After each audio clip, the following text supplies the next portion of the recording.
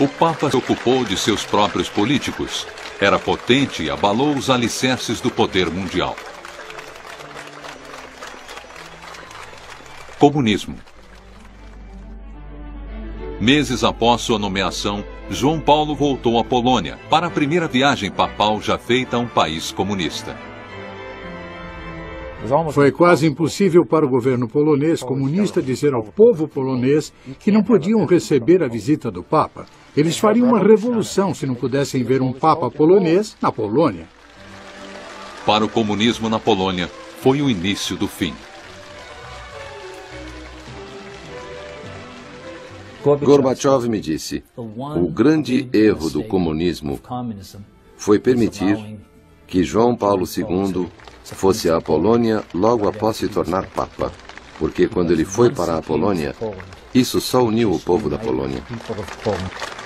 3 milhões de poloneses, 2 vezes a população de Varsóvia, saíram para dar as boas-vindas a ele. A Praça Vitória da cidade se tornou uma catedral a céu aberto para a missa. Entre as testemunhas estava o correspondente da CBS, Tom Fenton. O sermão dele foi tudo o que a multidão estava esperando. Católicos poloneses, vivendo sob o comunismo, estavam acostumados a falar em código e compreendiam alusões feitas. Não tiveram problemas em compreender os desafios do Papa, a um governo que promovia o ateísmo e tinha discriminação contra a Igreja. Cristo, ele disse à multidão que aguardava, não pode ser excluído da história da raça humana em nenhuma época ou nenhum lugar. Isso foi o bastante para a multidão explodir. Muitos aplausos foram dados na praça.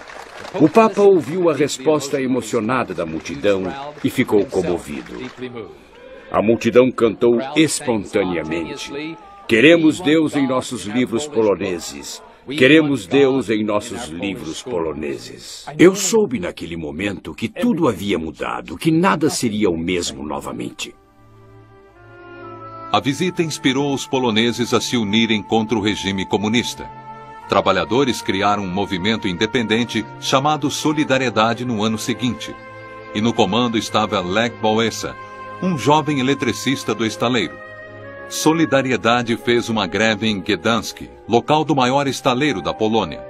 Logo toda a nação foi cometida de greves e revoltas. Um ano depois do movimento ter iniciado, já tinham cerca de 10 milhões de associados. Em dezembro de 1981, o governo polonês interditou Solidariedade e impôs a lei marcial.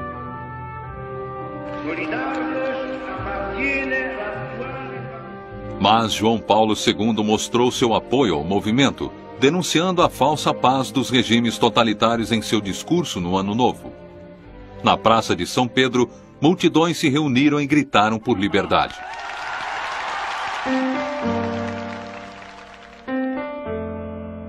O Papa voltou à Polônia em 1983, quando o país ainda estava sob a lei marcial, ocupada por seu exército.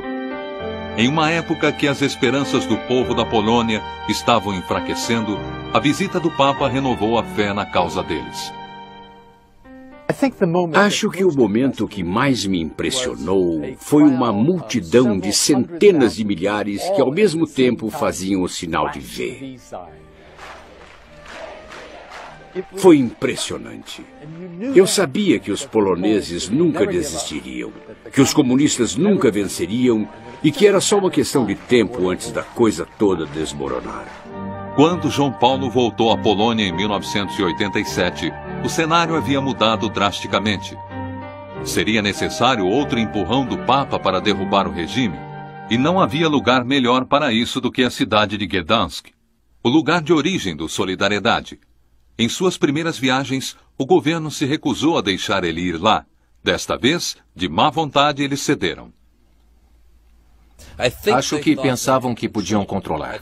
Acho que pensaram, ele não esteve lá, ele quer ir lá, ele tem mesmo que ir lá. Vamos tentar abafar isso. Então, eles basicamente fecharam a cidade. Havia bloqueios nas ruas por todo lugar. Eles tentaram limitar os números. Mas fora, neste campo, qual era o tamanho da multidão? 500 mil? 1 milhão? Quem sabe? Maior que a população da cidade.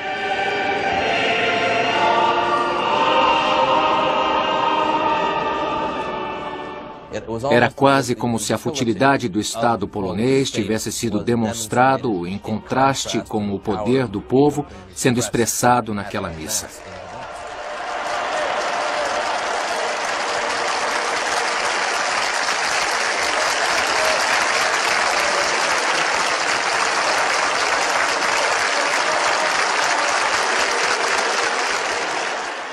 O altar foi construído em forma de uma grande proa de um navio.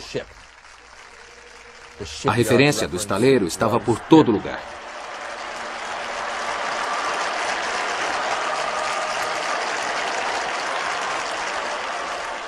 Ele foi um papa que sempre entendeu o poder da imagem, entendeu o poder da televisão. O Papa nunca se referiu ao grupo de trabalhadores interditado diretamente, mas em grande apoio aos trabalhadores, a palavra que ele usou repetidamente foi solidariedade.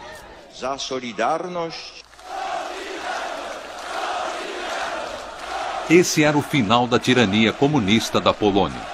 Ele sofreu o impacto de bater de frente com o velho regime. Ele era uma pessoa incrível, não era só a força de sua personalidade, era seu polimento, era seu catolicismo. Ele fala com os poloneses como ninguém mais conseguiria.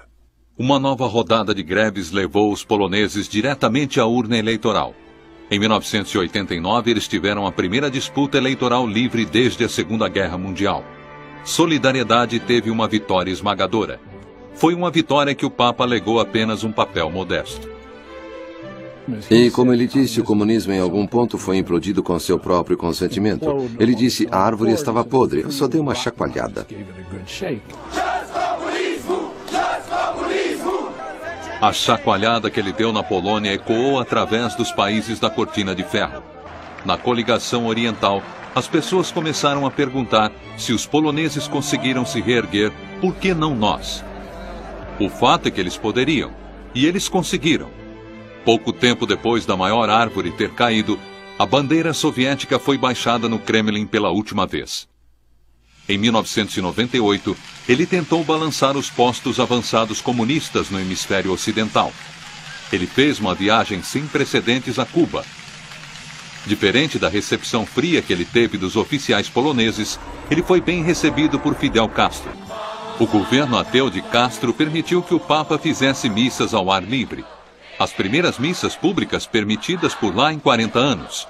Castro esperou e conseguiu a denúncia do Papa sobre o embargo americano contra Cuba. Mas ele também disse ao líder comunista para melhorar os direitos humanos e afrouxar as rédeas da Igreja Católica do país. Ele queria dar abertura a Cuba da maneira que deu à Polônia. Ele teve sucesso, teve muito sucesso no dia da grande missa. Eu estava na multidão. Havia um cubano mais velho ao meu lado que falava bem inglês. Ele não falou isso na câmera, mas ele riu e disse, acho que ele falava do governo cubano, cometeram o maior erro da vida deles em deixar ele vir aqui. Eu disse, por que está dizendo isso? Ele respondeu, porque o gênio saiu da garrafa e não podem colocá-lo de volta. Os pobres. Um ardente adversário do comunismo, o Papa João Paulo II encontrou falhas profundas também no capitalismo. All of humanity must think of the parable of the rich man and the beggar. Ele pegou países ricos e os comparou ao homem rico da Bíblia que ignorou as necessidades do mendigo Lázaro. O homem rico foi julgado desprezível, não por sua fortuna, mas por seu comportamento. Nowhere does Christ condemn the mere possession of earthly good as such. Instead, he pronounces very harsh words against those who use their possessions in a selfish way, without paying attention to the needs of others. Ele pediu às nações ricas para perdoarem as dívidas de nações em desenvolvimento. We cannot stand idle by, enjoying our own riches and freedom. If in any place the Lazarus of the 20th century stands at our doors. O apoio ao pobre foi o motivo de mais de 3 dúzias de viagem à América Latina, uma região que ele visitou mais que qualquer lugar, tirando a Europa. É a casa de metade de todos os católicos. E o Brasil é conhecido por ter mais católicos que qualquer outro país. O Brasil sofre há muito tempo de uma enorme desigualdade entre o rico e o pobre. Toda vez que ele foi lá, ele fez questão de parar em algumas das piores favelas do país. Ele condenou o governo pela maneira que tratava os mais necessitados. Em 1980, ele deixou seu anel de cardeal em uma comunidade de favela como lembrança de seu amor pelo pobre. O Santo Padre. Suas viagens em países da língua espanhola foram sempre politicamente incômodas. Em sua primeira viagem à América Latina, ele deixou os líderes da igreja atônitos, denunciando a liberação da teologia da libertação. A teologia da libertação mistura catolicismo com atividade marxista. Muitos na América Latina viram isso como uma forma de sair da pobreza e impotência. Mas para o Papa João Paulo isso foi contrário à missão espiritual da Igreja, e líderes que continuaram apoiando isso foram substituídos. O confronto mais direto entre o Papa e os líderes de esquerda foi em Nicarágua, em 1983. Na chegada, ele repreendeu um padre que havia se recusado a deixar o governo. Mas o pior atrito foi mais tarde. O altar para a missa estava cheio de imagens revolucionárias, mas um símbolo estava faltando de propósito. Não havia uma cruz. Manifestantes que aparentemente apoiavam o governo gritavam: "Queremos paz". Logo o Papa deu um basta. Silêncio, ele exigiu. A primeira que quiere la paz es la Iglesia. A primeira que quer a paz, ele disse, é a Igreja. Ele foi tratado com mais respeito em 1996, quando voltou a Nicarágua, agora com uma administração mais cordial. Durante seu legado, a Igreja Católica enfrentou competições crescentes com o domínio protestante da América Latina. Mas boas-vindas calorosas eram uma norma em países de língua espanhola e em comunidades de língua espanhola.